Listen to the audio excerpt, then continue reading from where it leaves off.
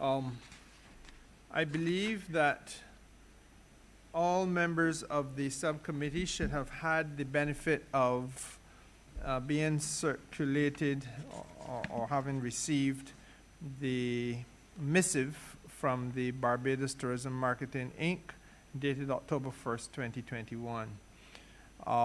That relates to this matter, which is now attracting the attention of the subcommittee and comprises some recommendations and suggestions by the Product Development Department of the BTMI. Minister Cummins, I would want for you to indicate whether your representative is prepared to do a brief overview of the recommendations before we go into questions, or should we go straight into questions? Chairman, I think we perhaps can go directly into questions. Ms. Marsha Aline is the Chief Product Development Officer for the BTMI, and she's going to be representing the team, following up on the submission that was made by that department. And I believe that Mrs. Marsha Aline is present here on the precincts of the House. Mrs. Aline, let me take the opportunity to welcome you to Parliament. Good afternoon, and thank you so much, Mr. Chairman. Happy to be here. It is good to see you again. I have had an opportunity to peruse the recommendations and suggestions, and I have with me a number of colleagues who are both present and online. Perhaps I should begin by asking you whether you would be willing to elaborate a little bit for us, please, on the question of the cashless payment options that you have referred to in your body of recommendations. Before you go there, let me just say to you that in my mind's eye, I see the vending zones in the legislation as being an opportunity for us to craft a very state-of-the-art and very modern set of arrangements for the vending community, bringing them, if you will, into the 21st century with every modern amenity and convenience. And I think that the opportunity to have Wi-Fi in those zones is very important. Do you feel that the cashless payment options fit neatly into a set of circumstances such as the vending zones as contemplated? Mr. Chairman, I believe that your sentiments echo exactly where we're going in terms of the cashless payment options for the vendors. We really believe that it's important that the vendors be represented in as much of a state-of-art type of facility as possible, and certainly having the cashless payment option would help advance that type of strategy. We certainly believe that the digital technology is upon us, and it would behoove us to have a new bill where vendors are being given the same type of experience that they had before. This is an opportunity for us to really set a new stage and to take the vendors into the 21st century. So we wholeheartedly believe that any opportunities for the technological advances, even in the form of cashless payment, should definitely advance as part of the regulations. Okay, fine, thank you. And as we speak about going into the 21st century, obviously one of the things that we have to do is to be able to make sure that this legislation is as developmental as possible and facilitates ongoing development. I am heartened to see that the recommendation that you all are making also includes a training program. And I would want to invite you to speak a little bit more to that issue and to how you see it working with the wide cross-section of vendors that we have in the island. Thank you so much, Mr. Chairman. As you may be aware, one of the pillars of our promotions in terms of Destination Barbados is friendliness. we pride ourselves in being one of the friendliest destinations in the Caribbean, if not the world. And while we do ensure that we offer a level of, or exhibit a level of friendliness, reports from various sources have actually indicated that there's room for improvement in this area. If we're going to be giving licenses to so many members of the sector who we consider as the informal sector, who we all know that they're well-documented encounters with our front-facing customers, it would again be remiss of us not to ensure that we introduce a program of excellence. We do have a program called the Barbados Together Workshop, which is facilitated by the BTMI, but we also have the National Training Initiative, where there's a service excellence program as well, and we believe that that there should be some type of prerequisite or condition of attaining the license where persons are put through a training program of customer service. I think this will certainly help to enhance our position as one of the friendliest islands in the Caribbean, and it certainly would ensure that the friendliness pillar is maintained. We would further like to submit that in addition to having that as the initial condition, that it doesn't stop there, but it actually is a continued program where if persons are going for the renewal of their license, that they also have a period of refresher training, because we know that if you don't actually continue the refresher training, the things that you would have learned in year 1 and year 2 will definitely dissipate. So we want it to be continual and sustained, and that is why we recommend that the training program should be part of this regulations. And I have no challenge with that. I would say, though, that if you cast your mind back to the times when the event called Festive Friday was done, I'm sure you will agree with me that part of the things that were observed at that time was also the ability to have vendors feel a comfort level so that they can, without being overly aggressive, be sufficiently assertive to be able to properly market their commodities. I would imagine that as you're looking at a training program, it will also be one which enables people to feel I suppose empowered to sell. Yes, you're reading me. Because it has to be also not just about being friendly, but it has to be about able to move my merchandise without at the same time being a threatening or overpowering force. I need to be able to persuade someone to come and feel and sample the coral shells, and to try them on around the neck, etc., and persuade them that it would be the most terrible mistake if they were to leave my stall without taking some home for the wife and the sister. And heaven forbid, I say this only for the benefit of one or two in this chamber, the significant other.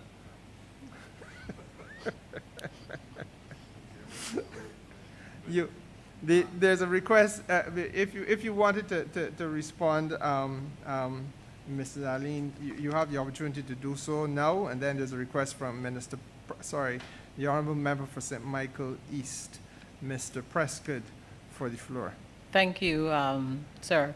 I also believe that the element of service excellence has a component known as upselling, which I think this is what you referred to when you were talking about ensuring that money is not left on the table. And so we believe that persons should be taught to actually upsell, and that will be part of the recommendation of the entire training program, so that they are able to very, very carefully and in a way that does not bring any kind of negative connotation to the visitor, but are able to actually get them to buy more than they perhaps had intended to buy because of the nature of the vendor and the skill of the vendor. Okay, thank you. Mr. Prescott? Thank you, Mr. Chair. I would just like a little clarity. I'm hearing the word informal sector being used. I'm a total neophyte to these marketing terms. What constitutes a formal sector and what constitutes an informal sector? And if we are trying to build or develop, bring some level of dignity to the vendors in the society, and trying to cleanse it of many different negatives that will come from the criminalization, from the decriminalization, why should we believe that it still constitutes part of the informal sector? Because as a simpleton, I would like to know exactly why it is called, informal sector. It is looking through your lens. Just try to help me out, please. Does this term, honorable member, arise from the recommendations and suggestions? When the presenter was speaking just now, she speak about the informal sector. I see. It was a term, a phrase that she used. Yeah. I beg your pardon. I was trying to find it in the actual recommendations. No, I am. I think she was Mrs. trying- Aline, do you care to clarify your thoughts? Yes, Mr. Chairman, I'd be happy to clarify. From a statistical perspective, there are certain categories with which we categorize workers, and from a tourism perspective, the persons are categorized whether or not they work in the hotel industry or the attractions in tourism proper. So those persons are categorized as persons working in the tourism sector. There is a wider population, as we all know, that also are part of the sector that are not necessarily categorized from a statistical perspective. So that is the reason why we actually refer to them as the informal sector. But I note the sentiment, and it is something that certainly recommendations are we certainly can have recommendations in terms of how we recategorize them to ensure that there's no nothing negative in terms of the connotation of calling it the informal or the induced sector.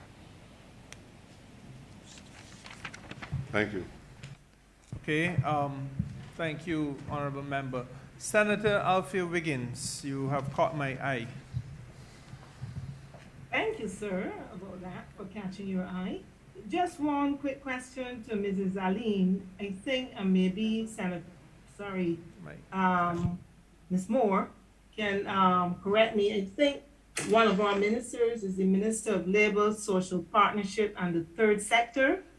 And I believe that vendors, from what I understand, as I said, maybe Ms. Moore can correct me, vendors are captured in that broad category of third sector. So that's one point. I don't know, Ms. Moore would have to help me on that issue. And when she finishes speaking, I'll come back to you, sir. Thank you. You're correct, Senator. Chairman, if I may. I'm sorry, Minister Cummins. I thought, are you intervening on the same matter? Because Senator Wiggins had requested the floor again for further intervention. Just to correct though, the third sector typically in this instance relates to service organizations and philanthropic type entities, and not necessarily workers in this instance. And so the third sector, under Minister Colin Jordan, has taken a very broad-based approach of inclusion to ensure that the range of service entities that are supporting actual activity in Barbados by way of their philanthropy, that they are integrated into the governance process. So I just wanted to correct that, and with your permission, Chairman, when Senator Wiggins has completed, I'd like to revert on the definition of the informal economy. Okay, fine. Thank you for the clarification. So I go back to you, Senator Wiggins. You wanted a Thank further you, intervention. Thank you, sir. Yes, I also want to endorse Ms. Aline's proposal with the cashless option. And she mentioned the Ministry of Innovation, Science and Smart Technology. but you can get the Youth Entrepreneurship Program, who can assist a lot of the vendors and the new entrepreneurs. You know, this morning we were talking about the broad category of vendors, the name vendors, but in truth and in fact, these business persons, some of them are entrepreneurs, and we know Barvin is the Barbados Association of Retailers, Vendors, and Entrepreneurs. But in terms of a collective noun, they're all entrepreneurs. And I do endorse the Cashless Society because a lot of the young people nowadays are using, I don't want to call the name because obviously I'll be advertising a bank, which I don't want to. And they use this payment option and they do it almost immediately online. And I think it would be a good option for a lot of these vendors to avoid the whole question of stealing or getting into trouble, somebody sticking them up after they're packed up at night. So I think that that's one of the options that can be introduced to Barvin and a lot of the wayside vendors, where as soon as you finish your transaction, you just go on your phone and you shoot the money to them and they have the money immediately. So I think that is a step in the right direction. I thank you, sir. Thank you, Senator. Minister Cummins, you wanted the floor thereafter. Thank you, Chairman. I think I just wanted to clarify a little bit for the benefit of the committee.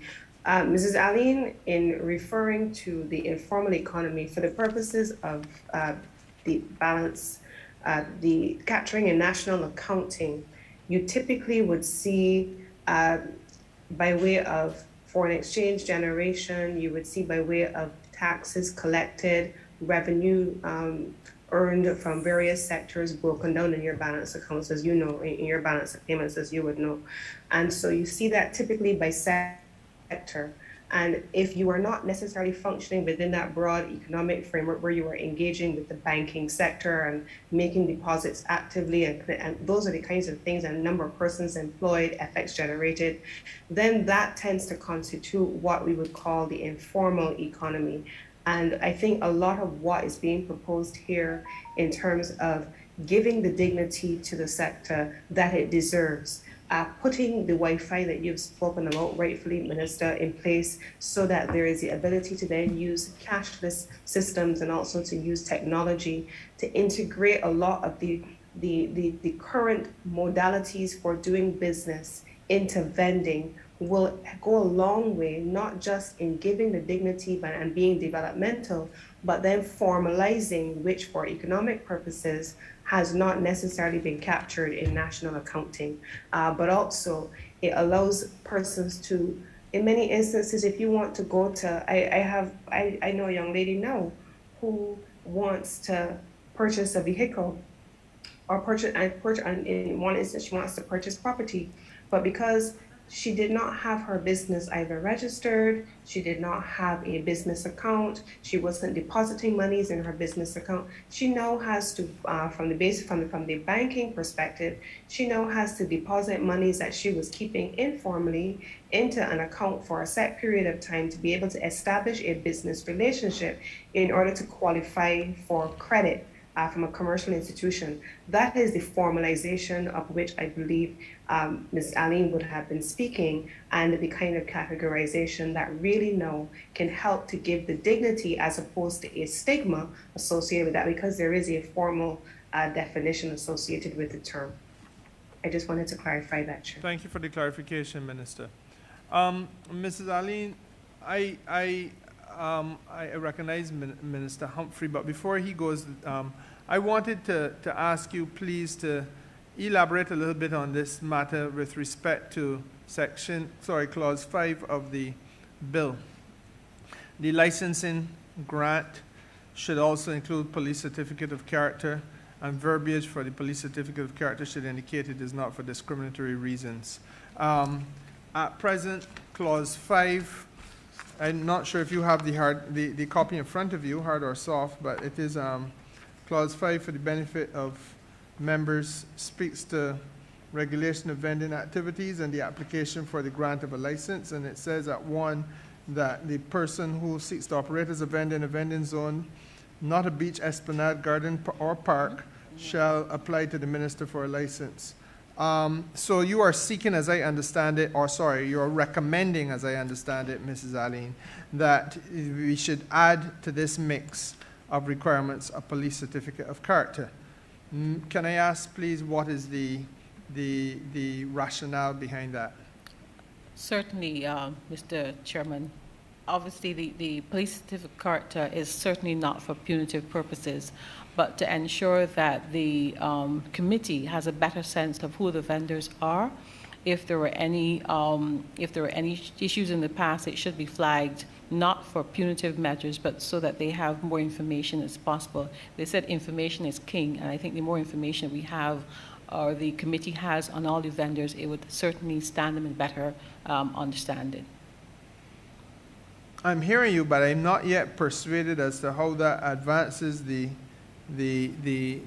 interest of the vendor. You say information is king. I get that. Generally, that is very true. But I'd be getting information that suggests that, for argument's sake, a vendor by the name of Trevor Prescott was at some stage arrested or had some challenge with the law. Sorry, look, let me say it. A vendor by the name of Trevor Atherley was at some stage arrested or had some altercation with the law. How does that help? And I'm not being facetious. I'm trying to see whether there may be something that we have not grasped as yet. How do you envisage that helps us in terms of having that information relate better to the development of the vending activity? Certainly, Mr. Chairman. Of course, we're looking at it from the lens of tourism, and certainly from the lens of a tourism customer-facing perspective. And I believe that the committee would want to ensure that if there is a person who has a history of in terms of violence or negative behavior like that, that they are aware of that person, and it may mean ensuring that the vending zone that the person has applied for, they may want to put them in a different type of vending zone based on the information coming from the police certificate of character. I have a number of hands in front of me, and I believe that it is true to say that Minister Humphrey wanted to raise a different matter. And before you go, Minister Humphrey, that is correct. You want to raise a different matter. And Minister Goodenedge, you want to speak to this matter? And equally, so too does Minister Weir speaking to this matter. And equally, so too does Mr. Prescott. We have three people. Sorry. Mr. Chairman? I haven't gotten to those online yet, Minister Campbell. No, Mr. Chairman, but I do have to interject, because as the minister responsible for tourism and therefore responsible for BTMI, I did approve this submission and send it through, but I would wish at this point, this was something that I had flagged for my own purposes in the text. I am not sure, I don't want to ask my colleagues to pronounce on this. But Minister, you are speaking to the matter before your turn. I would wish to take it off the table in its entirety, Chairman, because I do not think it's a matter that we should be. But Minister, I hear you and I understand what you're hoping to do. But equally, there are some members who don't want to speak to this negatively, as I understand it. In other words, there may be some members who see some value in it, and therefore you may be taking it off the table prematurely. Minister Goodenedge, could I hear you, please? Thanks, Mr. Chairman. I have a difficulty with it because, as far as I understand, I believe that persons who will be granted a license to operate as a vendor will be deemed to be self-employed persons unless they otherwise work for an entity. And therefore, if we have persons who are self-employed, why would a requirement for a police certificate be necessary? And therefore, if it's going to be taken off the table, fine, but that is my intervention. I do not see the rationale behind having a self-employed person being asked to produce a police certificate of character. Okay, I take the point. Now, are there, just so that we economize on time, are there any members who wanted to speak in support of this matter remaining on the table? Because if Minister Cummings wants to withdraw it, then we need not hear the objections to it. It just will dissipate into thin air. I sense that everyone, I had misread the committee. Imagine that. So Minister Cummings, we are at a point where it can be withdrawn as a recommendation. The floor is yours, Minister Humphrey. Thank you so kindly, Chair. In looking at the notes before us, I am drawn also, they're not numbered, but on the second page, or the back of the first page, where it refers to the revocation, suspension, or varying of license under Section 8. And the note goes on to say this should include specific reference to violation of the Sexual Harassment Act. A clause should be included to accommodate suspensions due to repeated complaints and after thorough investigation. Additionally, the bill needs to include clearly identified systems to better track violations that would flag repeat violators. Now, Mrs. Chair, sir, I do not know that we would wish in this room to associate ourselves with this either, because it comes from the same place, in my estimation, as the clause that is seeking to have police certificate of character and to cast judgment on people, sir, in a way that does not reflect what we are seeking to do. We are asking here for Sexual Harassment Act clauses to be noted in circumstances where we do not ask for these clauses for lawyers, for doctors, for bus drivers, for politicians, for police, priests, taxi men. So I am trying to figure out, sir, where this is coming from and what mischief we are seeking to remedy hereby. That's the first. There are two. And it's immediately after where the clause then goes on to say that this should stay up to a maximum of 30 days to ensure that persons who are being evicted can be evicted in the shortest possible time frame. It is again a language, sir, that causes me some discomfort. And I do not think this is where we are trying to go. So I would like to get some explanation, certainly on the first one, and why it is that we would try to reduce a person's capacity to be able to represent themselves in 30 days to the shortest possible time frame so that the person can be evicted expeditiously.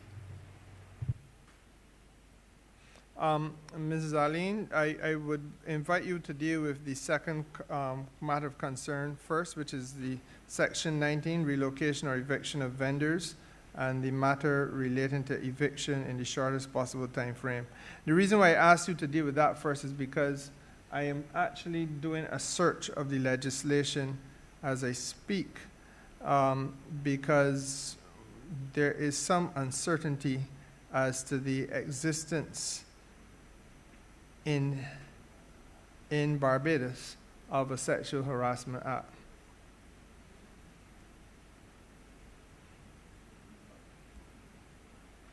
Sure. Sorry.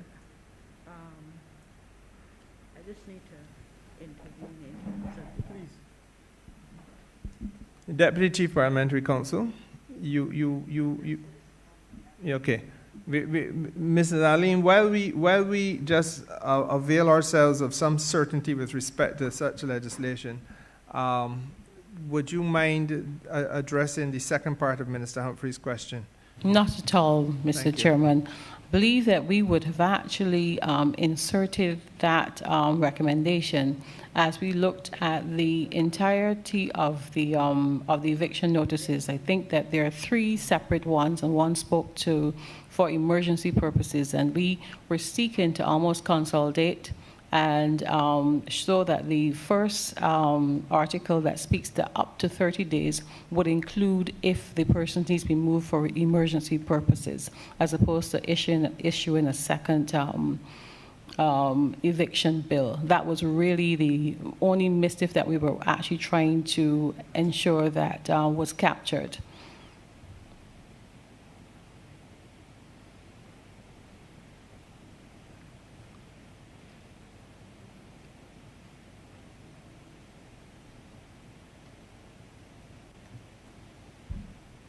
Minister Humphrey, you wish to, do you have a view and response?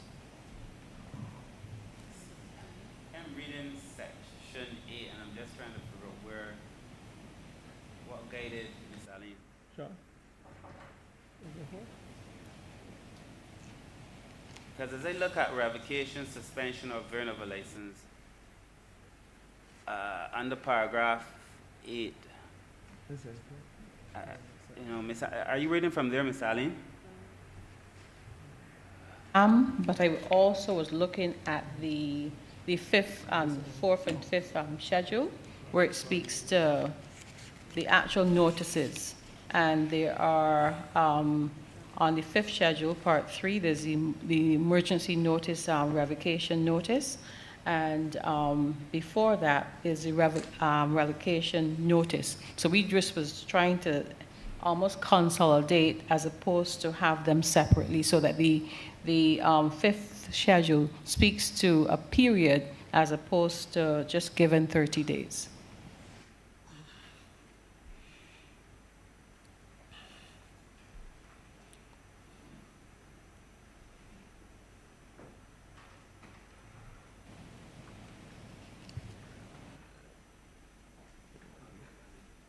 Okay, Minister Humphrey has indicated that he wouldn't press this issue with you any further. I have to go back to the first one that was raised by him, which is the reference to the, including specific reference to the violation of the Sexual Harassment Act. That is really an employer-employee piece of legislation. There's no broad Sexual Harassment Act in Barbados. It is really only a piece of legislation that treats to the very limited circumstances of an employer in his relationship with his employee. But the mischaracterization of the law notwithstanding, I think I understand the spirit of what you're trying to drive at, circumstances of repeated complaints and harassment and so on. No, I personally feel that all of our issues in this matter should be treated to by a Sexual Harassment Act in Barbados, which governs all of these things, irrespective of where you are and howsoever you're functioning. That's just me personally. But we are not yet there, and I would therefore have to defer to the broader wishes of the committee on the facilitation of this particular idea in this legislation. But I thank you for it nonetheless, Mrs. Aline, and we will reflect on this matter. Are there any other requests for the floor? Minister Weir. Thank you, Chair. In perusing the document that was presented by the VTMI, I think there's some validity in a number of the suggestions, especially given the fact that in any service-driven environment, you want to reach near perfection in delivery. And so therefore, I would want to think that these recommendations may form part of a regulatory construct rather than be attempted to be embellished in any form of statute, so that you would have statute and then regulatory construct that can address a number of the things that were raised here. Because in delivering service, one must seek close to 99% deliverable. And I sense that this is where the rationale behind all of this is. And therefore, I strongly recommend that this can be captured in a regulatory construct. That seems to be very wise advice, Minister Weir. Deputy Chief Parliamentary Counsel, any view on that? Chair, I believe that may be best, because you may not want to hinge the granting of the license and then the renewal of the license on the training, but rather that there would be some framework. And of course, you have the National Vending Committee that can give recommendations as to how a training mechanism can be rolled out. Rather than have it as a condition precedent of getting a license and renewing a license. Thank you. So if I were to distill from that, We would be then treating to many of these recommendations in here as being developmental in terms and intent. Developmental in their intent. And that we would be looking at a regulatory framework which seeks to promote these best practices. Chair? Yes. Yes, I mean, the thing is that you can have it in a kind of code of ethics, regulatory framework. The only thing is to, in terms of enforcement, but again, it would be the admin penalties. But even then, it really and truly, you just want to be able to sensitize people as to how to behave. And that can still be set out more in the regulations, probably in kind of code or guideline. Thank you. Okay. Colleagues, I am guided by the recommendation of the Deputy Chief. Mrs. Aline, there would seem to me to be tremendous value in us looking at adopting some of these recommendations. I should quiz you perhaps on one other area before I go to the question of vending zones, and that is the vending identification cards. I think your submission speaks also to vending identification cards. Do you care, please, to elaborate on the thinking behind them? Certainly, Mr. Chairman. In the previous submission, we spoke about a reward system, and just like we in the bill, it speaks to violations of conduct. We would also want to ensure that persons are actually given a reward system for a customer-driven reward system when they give consistent, outstanding service. So the identification cards would actually help the customer to identify those persons that they are awarding that customer service award. And in addition to which, as we speak about the going into the 21st century, we certainly would want to have a digital ID as well as an in-person one. The digital one would actually be kept for record purposes, and the in-person one would help the customers to identify the person who's given that level of excellent service, which I think that we would want to reward. My question to both you and the Deputy Chief Parliamentary Counsel will be, how does this fit with the license itself? Chief? Sure. Just to say that the licenses have within its format the actual photograph that would be inserted, and then there would be a vending license number and a number of particulars related to that vendor in order to identify that person. And also remember that there's a registration system as well. But it's just to the point of the identification issue. The license provides for that formatting for identification, and it can be presented on request.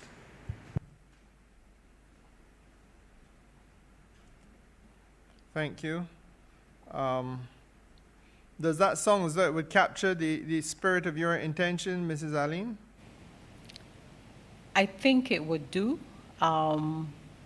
We were pushing for a little more, but we would be happy to accept that it could be presented on request. No, I'm not going to I'm not going to say that half a loaf is good as as good as a whole one. Tell me what more you. It is within the whole framework, Mr. Chairman, of customer service. Mm-hmm. One of the key things that we want to identify in customer service, that you should learn and know the customer's name and also introduce yourself. That is 101 in terms of wonderful and excellent customer service. And so if we are taking the vendors into the 21st century, we want to have state-of-the-art type of experiences where you have Wi-Fi and also other type of activity going on. Wouldn't we want to ensure that the customer service is at the point where it is, renowned, not just in Barbados but around the world?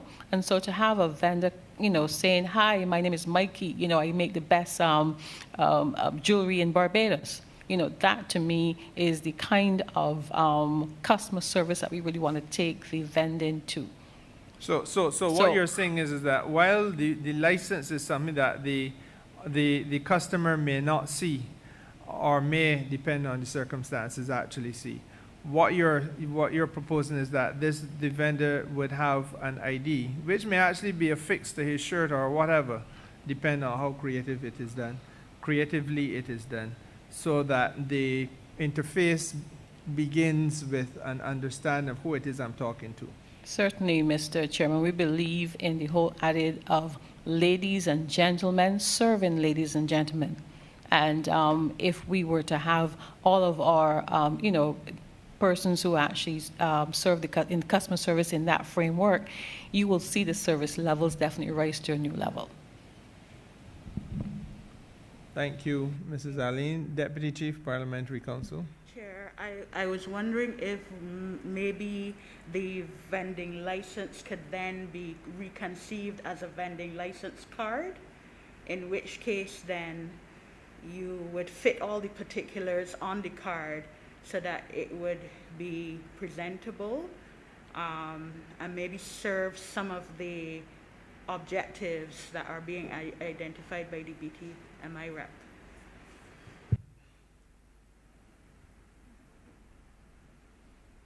I'm wondering if we actually need to do that.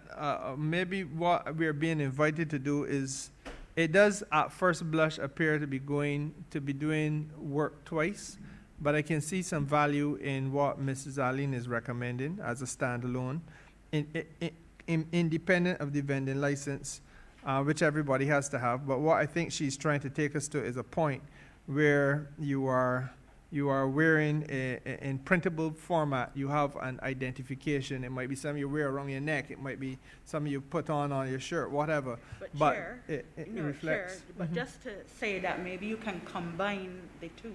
I understand. So that you can wear that card. You'd still have to, in the renewal process, update it and all of that, but it would serve the purpose rather than having a card and then the ID, because the ID has the picture and so on. But if you convert it then to the card, it would serve all the same purposes. Quantity of information on a small space means small print. Difficult to see from a distance. But hold on, Mrs. Aline, are you there? Here, yes. Mr. Chairman. So how do you feel about that? Because that's the flip side of this coin. You may want to put a lot of information. If you did it the way the Deputy Chief is suggesting, it makes life easier, I suppose, but the point is you have a lot more things on the license than just, the license will carry more than just the name and the expiry date and a picture. Certainly, Mr. Chairman. So you will have a set of circumstances where you have a lot more information trying to be displayed in a small space, which means very fine print, difficult for the interaction to take place the way you envisage it, because I can't read what is on your chain, or worse yet, what is on your shirt. I have to peer too closely to you. I think it's important, Mr. Chairman, if I may speak. Yes, please. Certainly that the most important element is the moment of truth customer experience. And we want to ensure that the customer is able to identify the vendor. I think that's really important. The other areas are technical areas that the digital ID can actually assist with. Yeah. But I think having that, that the name of the person and that identification, I think will go a long way towards enhancing the customer experience. Okay, I'm going to invite Minister Goodenedgel to share his views. No, thanks, Chair. I wanted, as a matter of course, to inquire whether or not, especially for those persons who vend on the beach, if it wouldn't be appropriate just to have a sign saying approved vendor. I'm not sure how that would, if that would come into the legislation or part of the regulations, because for persons who have an established facility on a beach or elsewhere, I think it would certainly help. to establish that that person is approved as a vendor.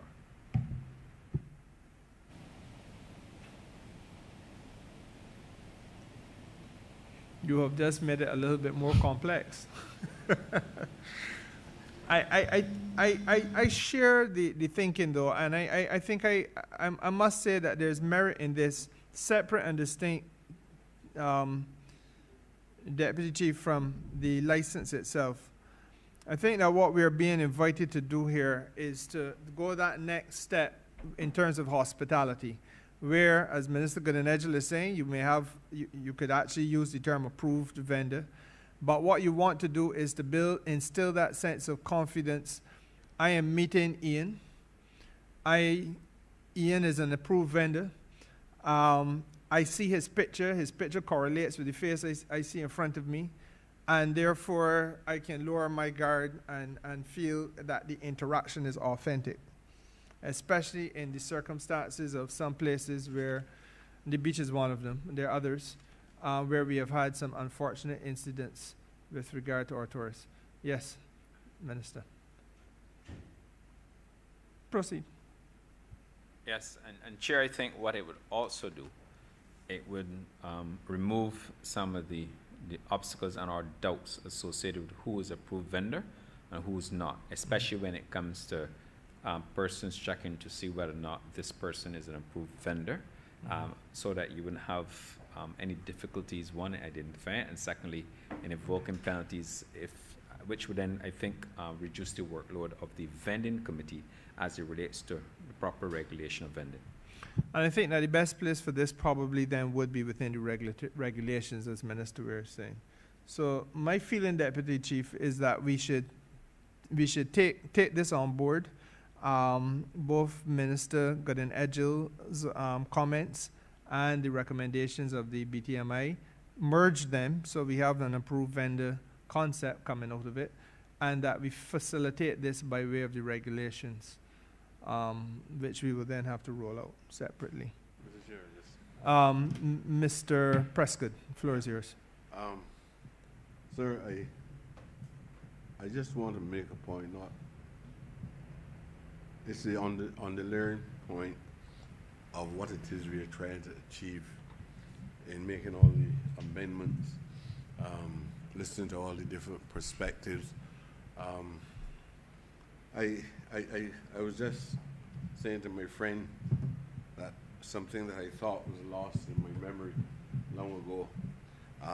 There's a sociological theory called the dramaturgical approach, and it's by a man called Irving Goffman and another sociologist called Tonnes, and I believe that the member Kurt Humphrey, in his attempt to expatiate on certain aspects in this discussion, I believe, whether conscious or not, Kurt clearly understands the problems that we are facing. Sir, sometimes when you bring the old jargon and mechanisms to discourse, what it is that we are trying to do here is to put all businesses on equal status. Tourism is not giving anything to vending. Vending and tourism, both industries hold their own specific and unique characteristics. And there's no necessity for what I call the same dramaturgical approach, theatrical approach, to come into play where we impose the tenets of one specific industry on the other, so that you deculturize the industry, which is vending, in order to get to ask for accommodation within the tourist industry itself. Because I think when we start to talk about decriminalization and sanitizing the vending industry, to me this is almost like a hand of arrogance. Nobody is sanitizing, decriminalizing, or anything. In that sense, what we're trying to do is to give the vending industry pride and place. So you don't have to have any special tones, or you don't have to have any unique approach, because in order to do that, you will now have to deculturalize and acculturalize the industry itself. In other words, a vendor will have to behave in a specific manner in order to become suitable to be included or embraced within the tourist industry. And then you lose the uniqueness of our people because you want to make an adaptation to what we consider is socially acceptable. And I feel, sir, that we have to be very careful, because we are trying to say, look, what you are doing, without people just imposing on you their views about what is criminal and what is not criminal. We believe that what you're doing, that we all accept what you're doing with a sense of pride, and we want you to feel equally as dignified. So don't try to feel that you can file off rough edges in order to make somebody look in a specific way. And I think that sometimes that is what causes us to make certain statements that people feel a little different about. Let's capture the spirit in which, when we felt from the beginning that this was an important thing to do in changing the vending bill, we wanted at least to allow a vendor. I'm not saying that vendor must come down the road with his pants tear out and parts of the body that ought not to be exposed, being exposed, because these are constructs that exist. What we're trying to do is to allow vending to preserve its cultural formations and still be incorporated into the tourist industry itself, and people respecting the vendors equal status as any of the other persons who are classified within the tourist industry.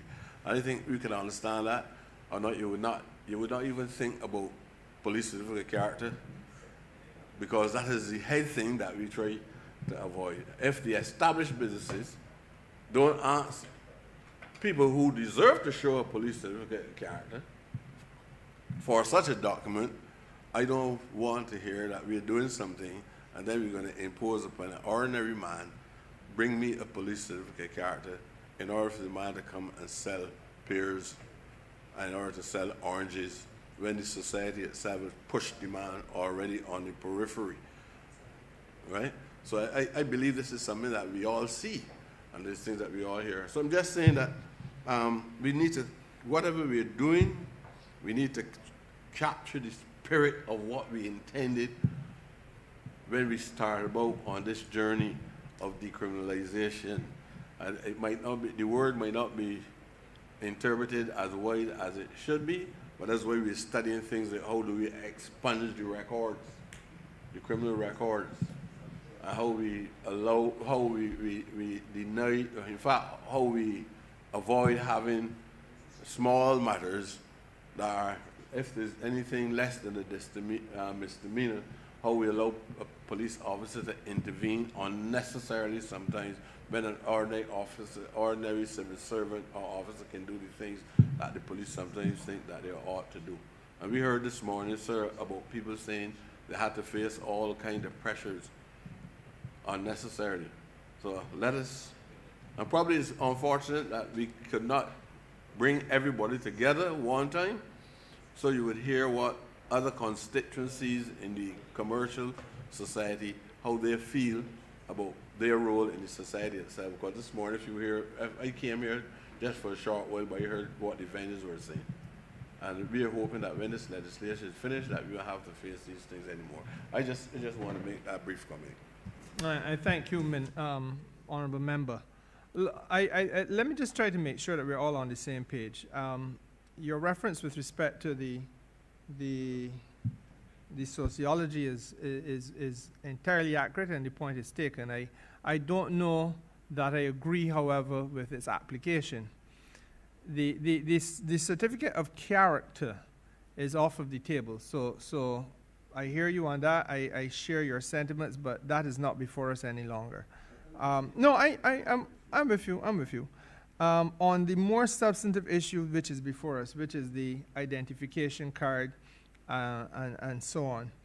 I think that this is a developmental issue. And what the BTMI is pointing us to is something that I think we have to be mindful of. We want to develop this sector as a commercial sector.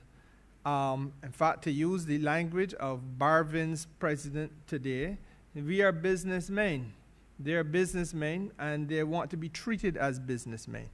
Now, in a sense, therefore, it is not only within tourism, but it is tourism plus.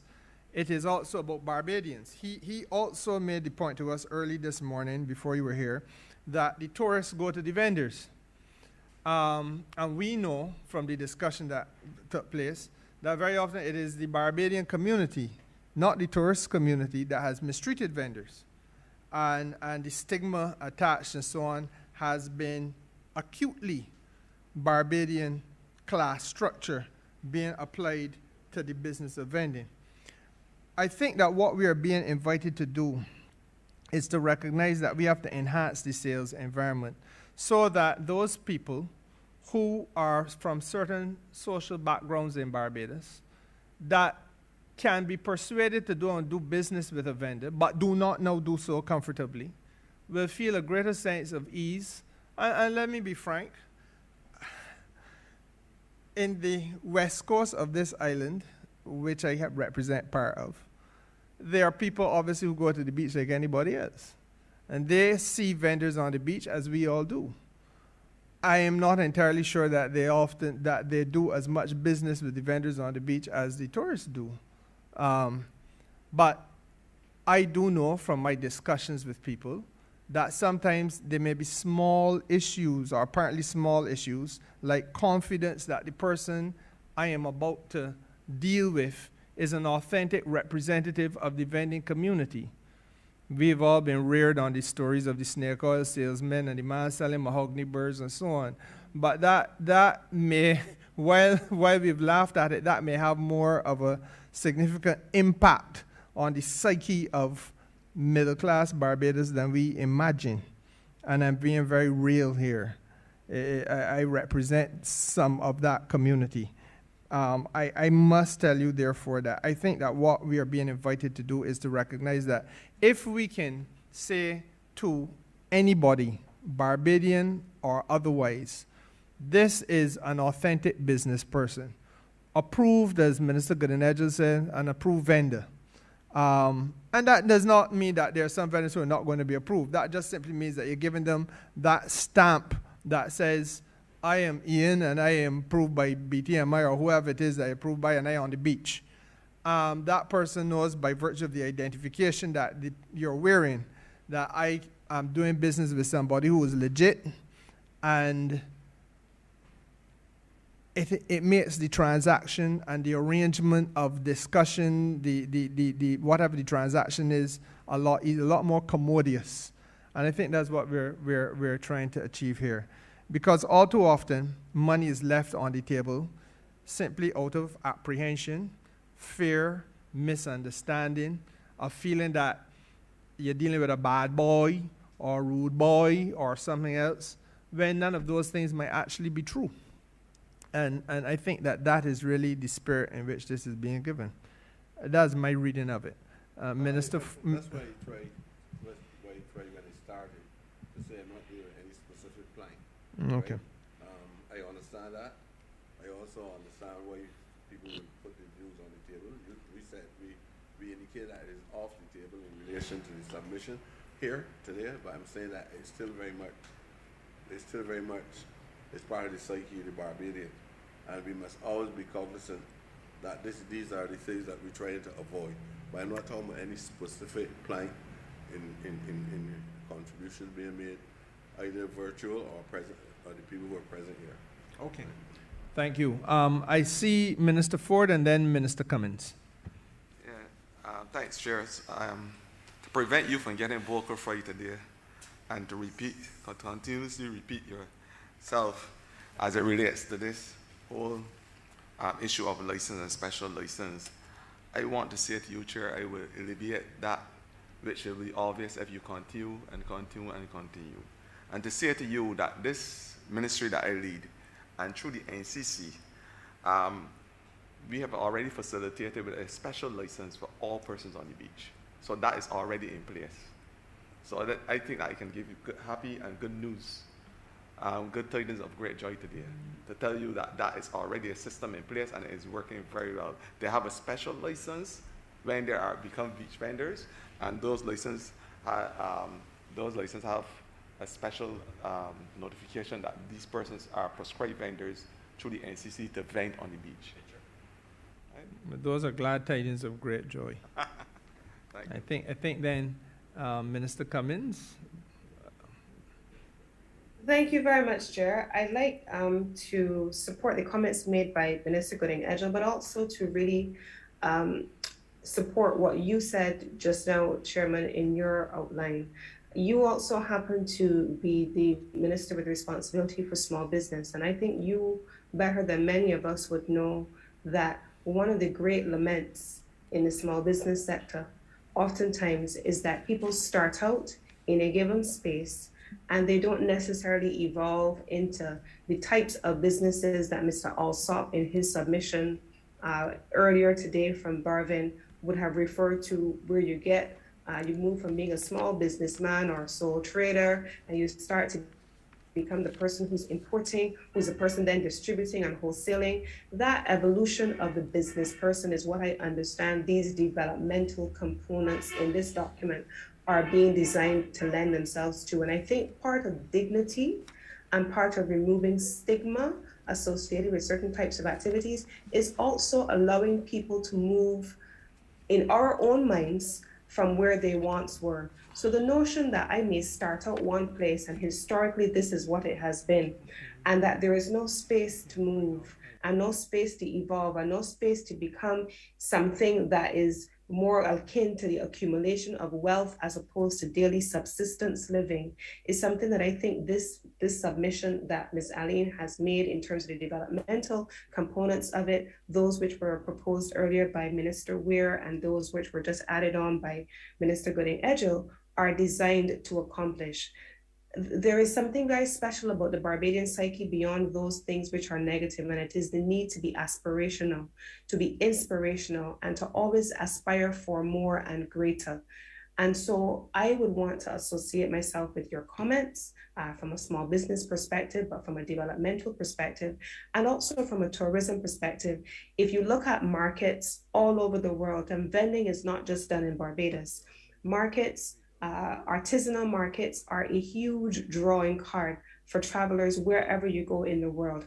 And they have evolved over time to keep the authenticity, to be experiential, to be that reflection of a local culture, but they have also evolved with modernity and with commercial practices. And I think that is what we are also hoping to do here, even as we deal with the important elements of decriminalization.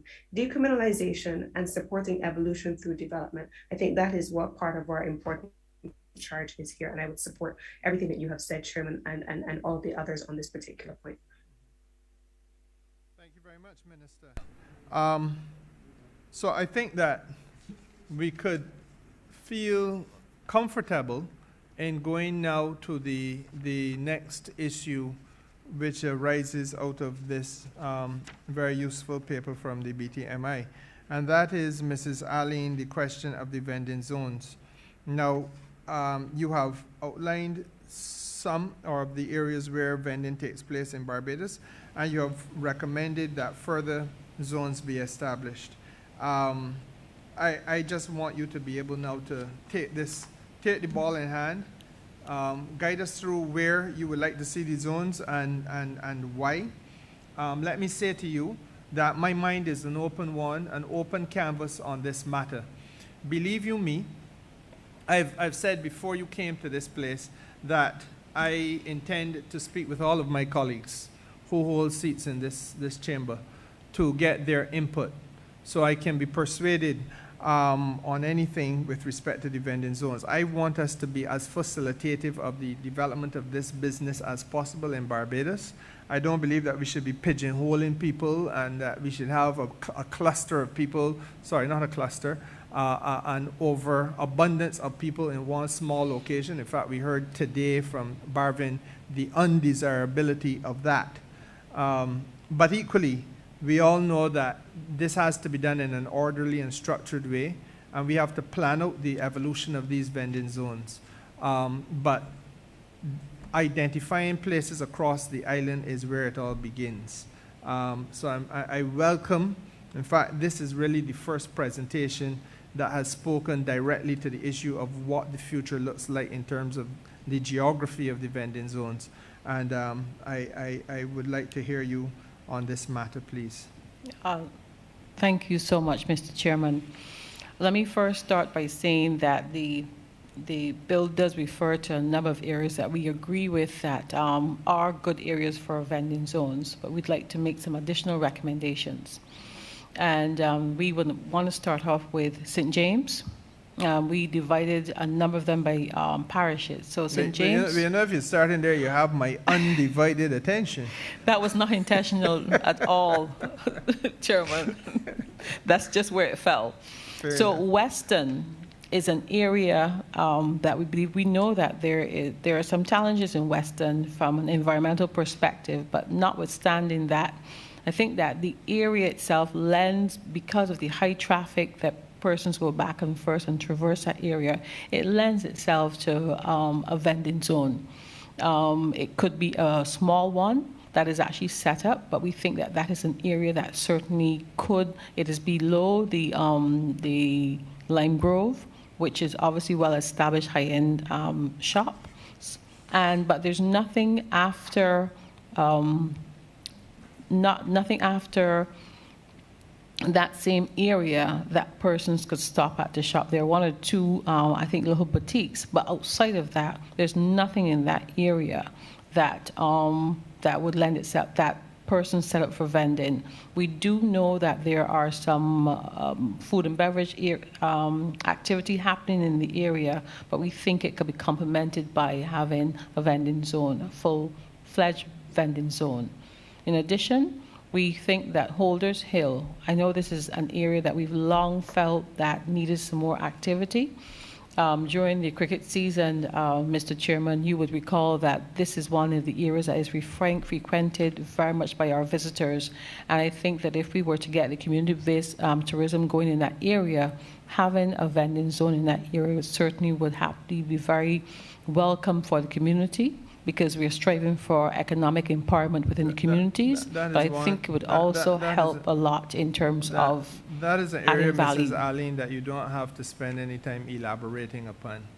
You can feel free to move on. The chairman has already noted that in red, in red ink. Okay, all righty. So the next area is the Cherry Tree Hill area. I believe that the plot of land that we're speaking of is actually owned by the owners of the Abbey, St. Nicholas Abbey, but we still think that the area itself lends itself to a vending spot, and we would like to lobby, to ensure that that is cultivated as such. And if my memory serves me correctly, there has already been some organic development of vending activity up there. There is at the moment. Yes. Okay. Spicetown, you would have mentioned that in the bill in terms of the Esplanade. Mm-hmm. And then we move on to St. George, the St. George Gun Hill Signal Station.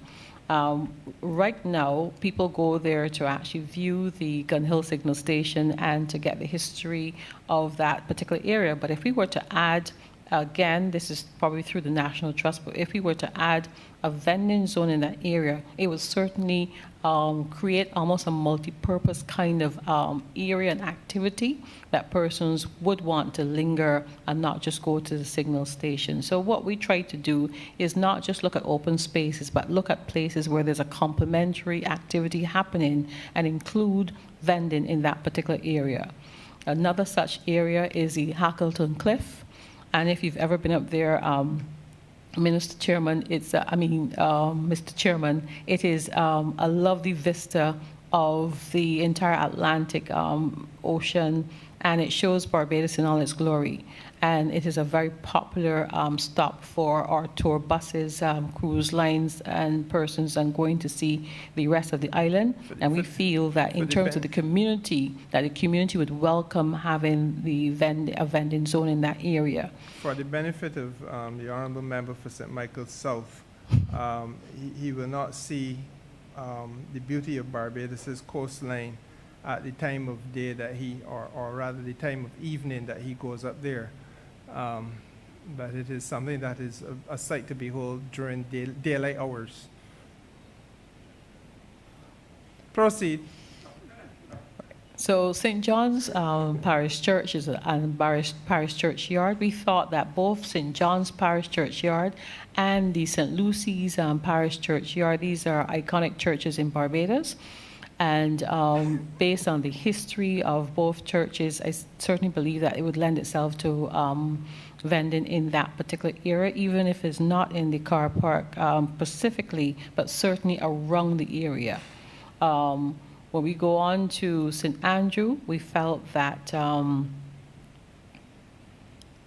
the area of that stretch of highway, from the Irmaborn Highway, Barclays Park, all the way down to Bathsheba, people traverse that area continually. Again, it's an area that I think is actually ripe for a vending zone.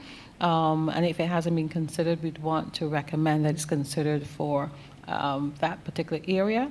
And then we also looked at Sam Norris Castle. I know that you have the crane, but Sam Norris Castle, when that development is completed, would also be a good area for a vending zone.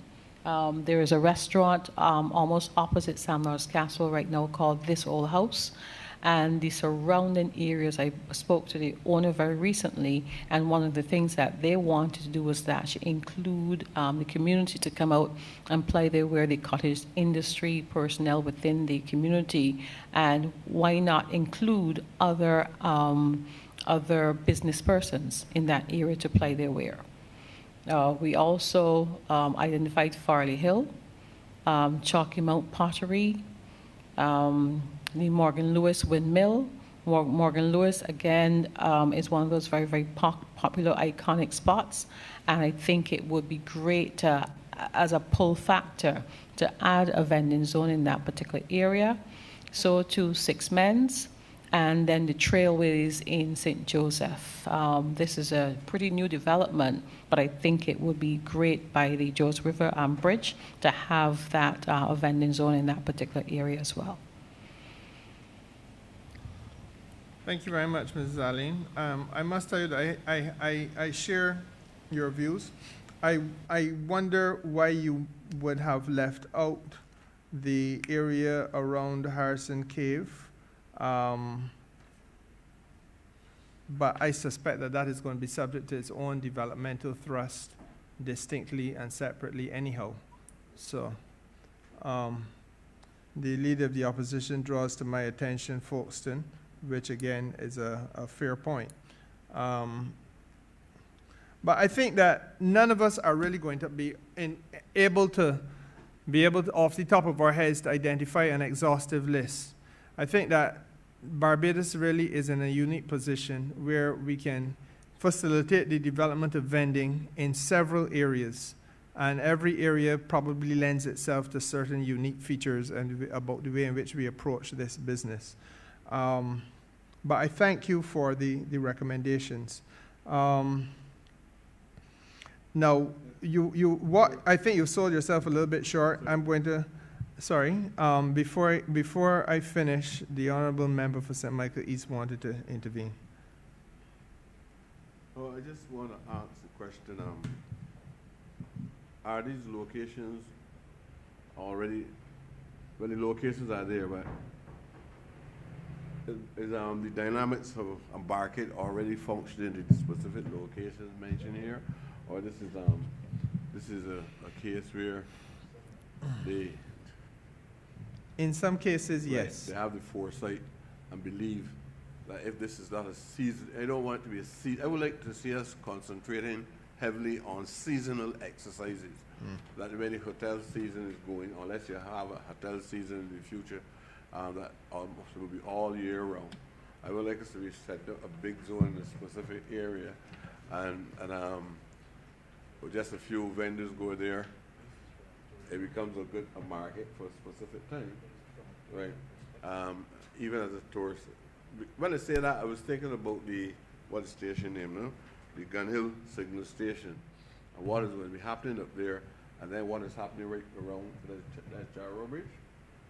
And there's a natural market evolving, just a little distance away from the signal station, and to have a vending zone up there, I'm just saying that is likely to only cater to people mostly in the season itself. I'm not saying that I'm right or that I'm perfect, but I just say that you might have to take some of these things into consideration. It is a very legitimate observation. Right. Because the one down by the church and that whole development there, the activities are there all the time. I see you, Senator Wiggins. Bear with me, please. Yes, and that's the point. This reflects a perspective from the tourism sector about what I think. Obviously, we have to have a cross-fertilization of views on these. Yes. From my perspective as a parliamentary representative, I would like to know that if there are specific zones, I will be given some level of priority. And indeed, that is why I said, I prefaced my remarks, Honourable Member, by saying that I will engage with every sitting member, including the Honourable Leader of the Opposition, so that we can get the benefit of his input. But I do think that there is merit in us trying to go through the rigors of this exercise and identifying areas. And truth to tell, even from the tourism perspective, I think that the mission or the outline perhaps would have benefited if it also included Folkestone Park. We, however, are not going to be able to just, as I said, in any one place very easily have an exhaustive and full list. What I wanted us to also focus on, though, Mrs. Arlene, was the rest of your ideas. I think that you had spoken to some developmental issues that must be attending, especially these rural zones. If we are doing it in the context of tourism, and yes, even if we're doing it in the context of local traffic, we want Barbadians to see more of Barbados. We want Barbadians to participate in more things that are more beverages that are being drunk, more food that is being produced and sold. And we want Barbadians to be more involved in the business communities of Barbados and in the culture of the island. Now, you raised some very interesting issues in your paper, which I thought you would have gone to. The adequacy of signage and those attendant matters. Would you like to elaborate on them, please? Certainly, Mr. Chairman. I would first like to say that the first visitor that we have, or the first tourist that we have, is a domestic tourist. That means that's a Barbadian. And so whatever we do, we have to ensure that it's set in a Barbadian context before we even look at an external visitor. And the Barbadian wants to enjoy the same types of establishments that the visitor does want to enjoy. And so if we have these vending zones, we'd want to ensure that the vending zones are, first of all, accessible, not just in terms of accessible by the ordinary person, but let's look at the whole idea of inclusivity. One of the challenges that we have had as a destination is that we say we are an inclusive destination in terms of we cater for the disabled, but we know that we still have some challenges in terms of persons who are in wheelchairs going into Bridgetown, going into some of the national, the attractions and the parks and things like that. So if we are going to do a vending zone, we should again start right by ensuring that it's accessible to all. We would want to ensure that it's accompanied by public restrooms. We'd want to know that the vendors have some place to wash their hands and do their business, and also for the public as well. And we would want to ensure that it has free Wi-Fi. There's nothing that's a bigger drawing card right now than some place that has free Wi-Fi. And as we talk about the whole idea of the paperless or the cashless systems, the free Wi-Fi would also help in terms of ensuring that those transactions are able to go through as painless as possible.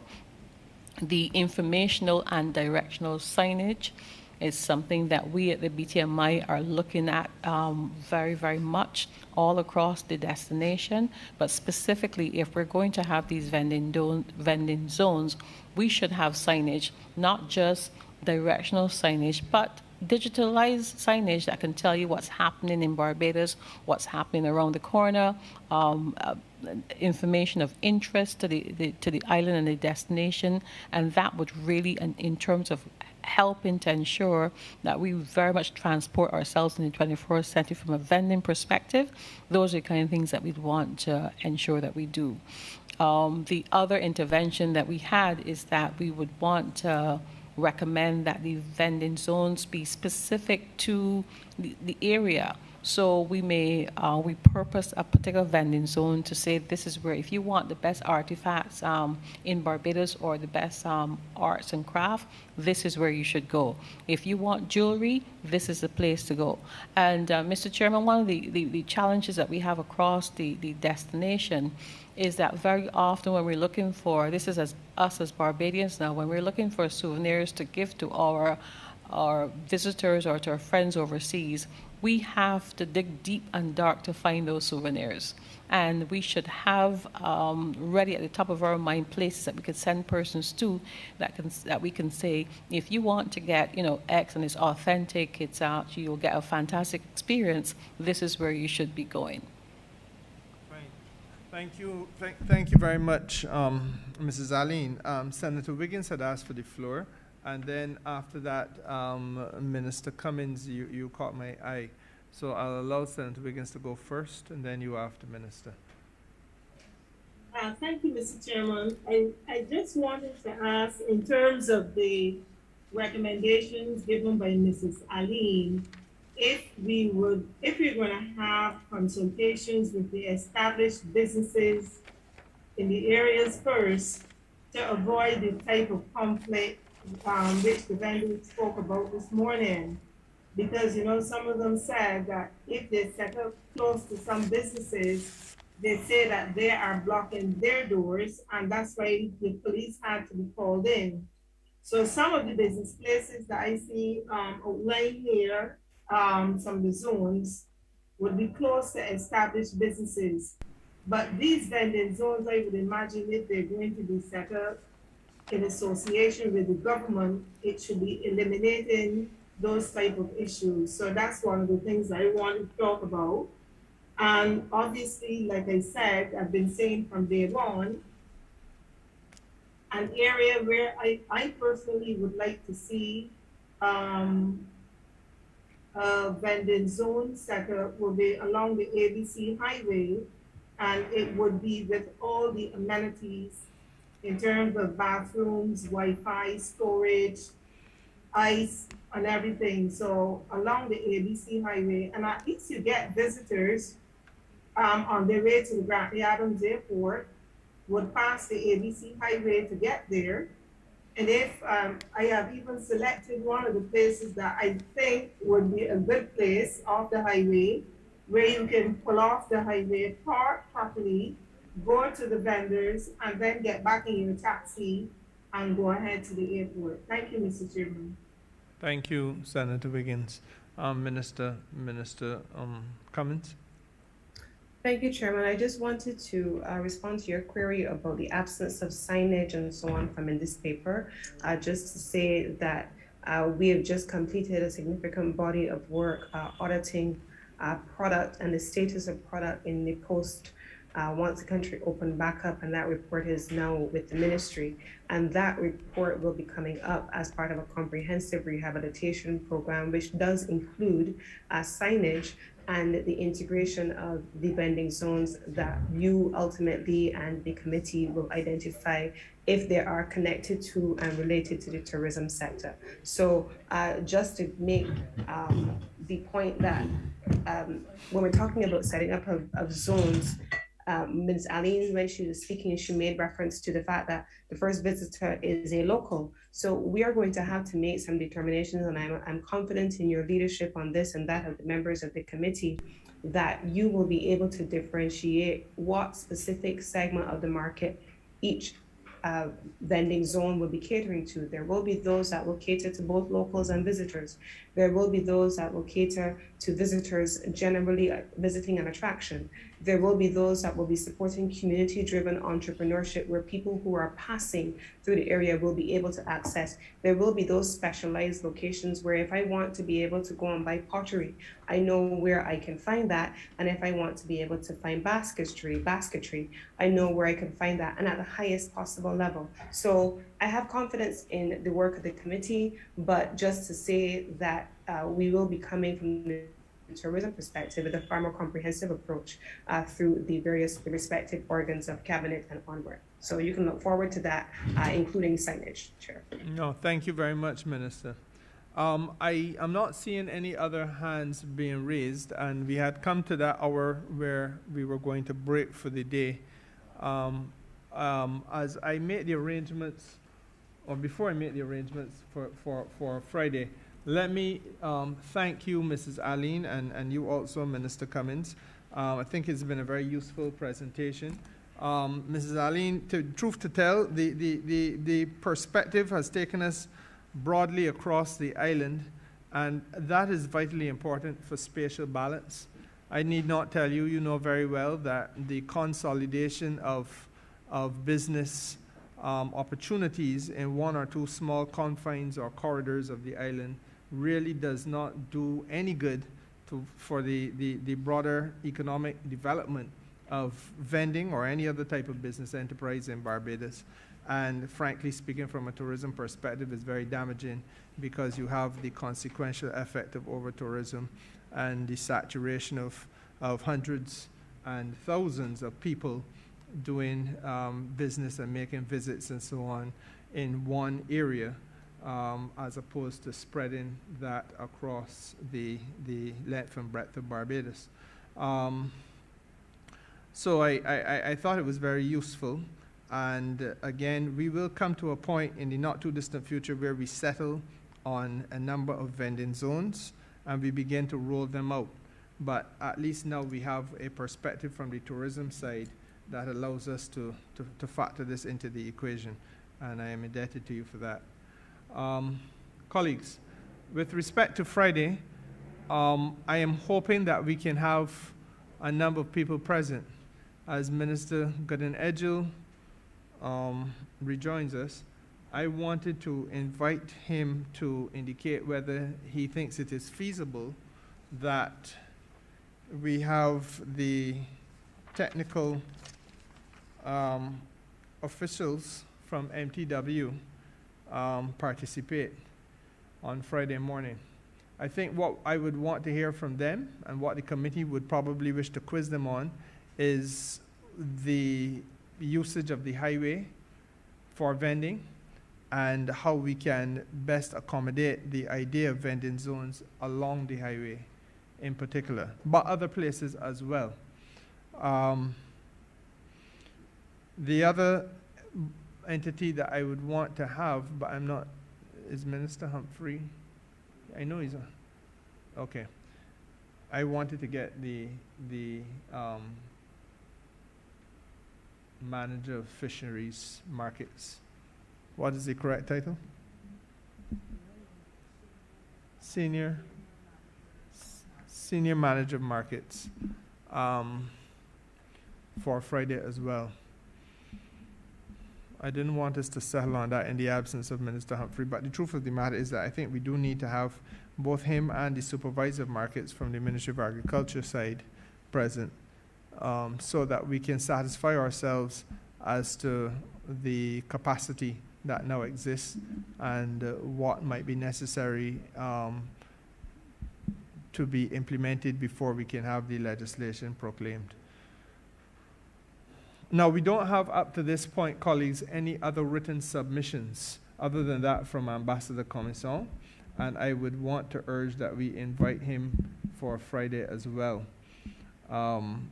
he has already indicated that he is pressed, but I have read his submissions, and I believe that we could treat to them fairly effectively without having taken up too much of his time. Mr. Chair, But let me just finish, please. okay. We come on the 15th of October. That is the last date by which submissions can be made. And thereafter, we have to plan out the life of this committee. I would want to think that as we go forward, next week, Monday, I am mindful of the fact that we have a joint sitting of the Houses of Parliament with a view to determining the presidency of the Republic, and that's on the 20th of this month. I would want to think, Madam Clerk, that we could work on Monday at least for half of the day, because I know that there's going to be a need to move this place physically, equipment physically to the conference center, and then bring it back. And setting up, testing, et cetera, ensuring compatibility with their arrangements and ours is going to take probably a day on either side, at least. So I'm just trying to front load the amount of work that we do. I beg your pardon? Well, I don't want to, yeah, Tuesday might be a little difficult. So I'm thinking, therefore, that we should try to treat to as many witnesses as possible during the course of Friday. So I've said a lot simply to say that depending on what the Clerk of the House can do and can put in place, I would ask you all to prepare for a robust day on Friday, which would probably take us a little later into the evening than we are now. And I would like for us to start as punctually as possible on Friday morning so that we can properly execute the business of the committee. Minister Humphrey, before I hear Mr. Prescott, I wanted you to advise, if you can, as to the possibility of the senior manager for markets being able to attend the committee's business on Friday morning. Yes, he'll be here. I spoke to him earlier. He was actually looking for a link for today, but if he's invited, he'll be here on Friday. Okay. He'll be welcome in person. And kindly reach out to the Ministry of Agriculture with a similar view with respect to the supervisor of markets. Manager markets. Mr. Prescott? No, I would just say that, unfortunately, today, Barbados Tourism Marketing did not put on the table a clear view on community tourism. I think that I've seen attempts before made of community tourism, which obviously relates to a lot of vending and cultural activities as well.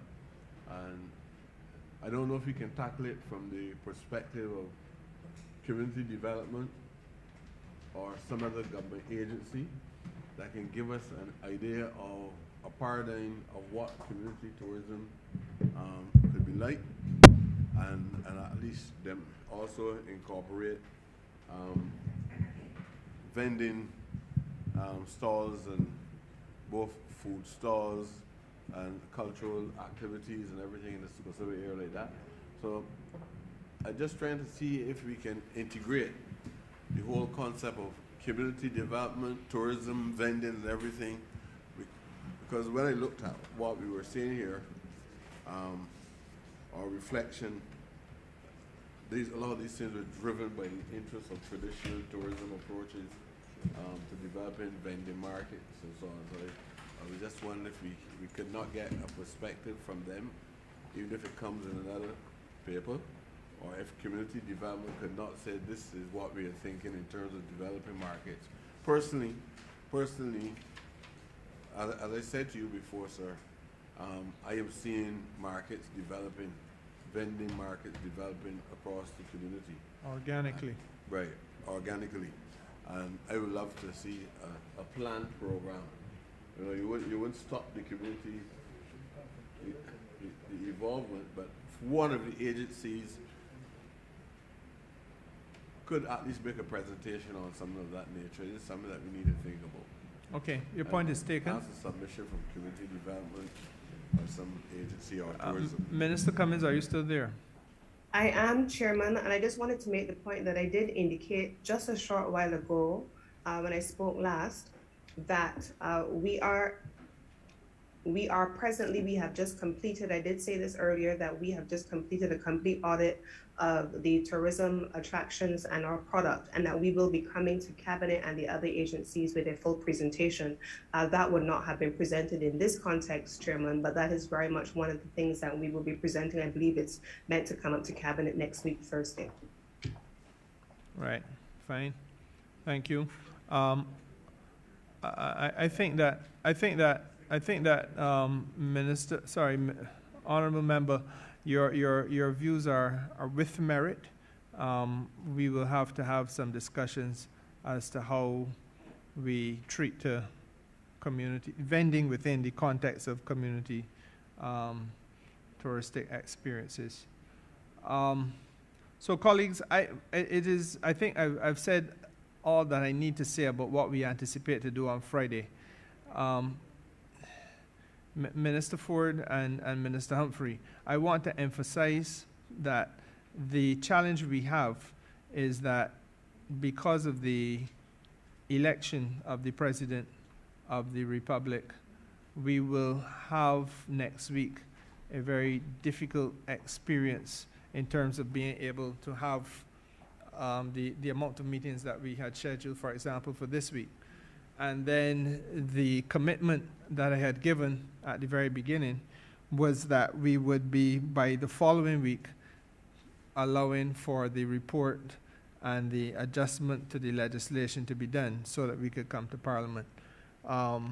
It therefore means that the work that we must do really and truly has to happen between now and the bulk of it must be completed between now and Monday. And that is why Friday becomes such a very vitally important day in the life of this committee. So, having said all of that, colleagues, I think that we can now have a motion for the suspension for this evening, and that we reconvene on Friday morning at 10 a.m. sharp. Moved by Minister Ford and seconded by Senator Sands. I am grateful. We stand suspended.